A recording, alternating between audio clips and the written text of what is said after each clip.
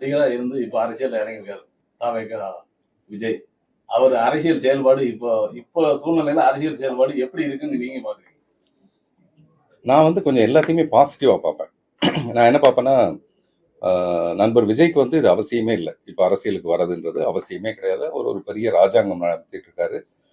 அடுத்த super star அவர் தான், அல்லது கலெக்ஷன் மன்னர் அவர் தான். 200 கோடி சம்பளம். இந்த மாதிரி ஒரு சிம்மாசனத்தை விட்டுட்டு எதுக்காக போய் ஒரு மக்கள் பிரச்சனைக்காக போகணும் அப்படின்னா அவர் ஏதோ நல்லது செய்யணும்னு விருப்பப்படுறாரு. அப்போ நம்ம எல்லாரும் இப்பவே அவரை தடுத்து நிறுத்துறதுக்கு பதிலாக அவர் வழியில் நம்ம எல்லாருமே அவருக்கு சப்போர்ட் பண்ணி விட்டா மாறுதல் ஒன்றுதான் மாறாதது. கடைசி வரைக்கும் இவங்க தான் ஆட்சி செய்யணும்னோ, கடைசி வரைக்கும் இவங்க ஆட்சிக்கு வரக்கூடாதுனோ அந்த மாதிரி யாருமே கிடையாது.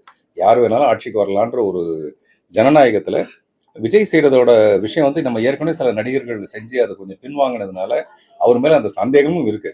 இப்படிலாம் பேசுவாங்க, அதுக்கப்புறம் இவங்க ஸ்ட்ராங்காக நிற்பாங்களா நிற்க மாட்டாங்களான்ட்டு.